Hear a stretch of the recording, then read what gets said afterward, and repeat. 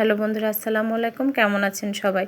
তো আমার ছেলের জন্য একটা সটেড ভেজিটেবলস রান্না করেছিলাম। তো চলেন শুরু থেকে আপনাদের সাথে শেয়ার করি। তো আমি এখানে মাংস নিয়েছি, মিক্সড ভেজিটেবলস নিয়েছি, কিছু গ্রিন ভেজিটেবলস আর শালগম নিয়েছি।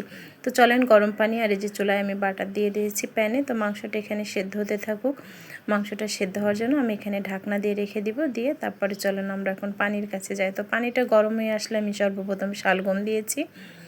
তো এই যে শালগমটা সিদ্ধ হবে, আমি এখানে 3 থেকে 4 মিনিট শালগমটাকে সিদ্ধ করব। লবণ দিয়ে দিলাম। তো 3-4 মিনিট পরে ফিরে আসলাম। তো চলেন এবার মিক্সড ভেজিটেবলসটা দিয়ে দিই। এটা দিয়ে আমি ঠিক 1 মিনিট সেদ্ধ করব। তো এটা সেদ্ধ হতে থাকার পরে তো চলেন সেদ্ধ হতে থাক, চলেন আমরা মাংসের কাছে যাই। তো এই যে মাংসটার পানি শুকিয়ে গেছে। তো এটা নাড়াচাড়া করে আমি এখন এটাকে নামিয়ে নিব। তো এখন সবজি নামানোর পালা। তো নামানোর আগ দিয়ে আমি ব্রোকলিটা দিয়ে দিলাম। ব্রোকলিটাকে জাস্ট আমি 30 সেকেন্ড সেদ্ধ করে নিব।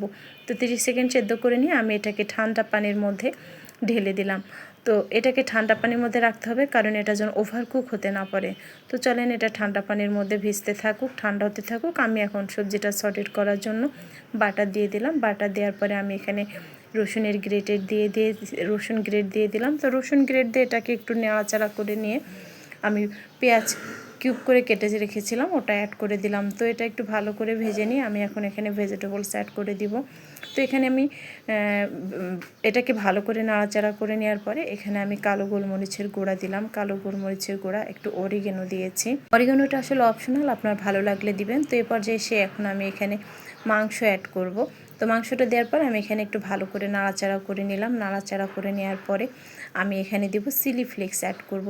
তো সটেড ভেজিটেবলসের জন্য চিলি ফ্লেক্সটা কিন্তু মাস্ট, এটা স্কিপ করা যাবে না, এটা আপনাদেরকে অবশ্যই দিতে হবে। তো এটাকে নাড়াচাড়া করার পরে এই যে এখন আমি এটাকে নামিয়ে নিলাম। এই যে তার ফাইনাল লুক এটা। তো কেমন হয়েছে সবাই কমেন্টস করে জানাবেন। আর এই যে এখন আমার ছেলেকে এটা খেতে দিব। ছেলে খেয়ে দেখেন কত ভালো লাগছে তার কাছে। সে খুব হাসি মুখে বলতেছে আম্মু অনেক সুন্দর হয়েছে, মজা হয়েছে। ওকে, আল্লাহ হাফেজ, ভালো থাকবেন সবাই।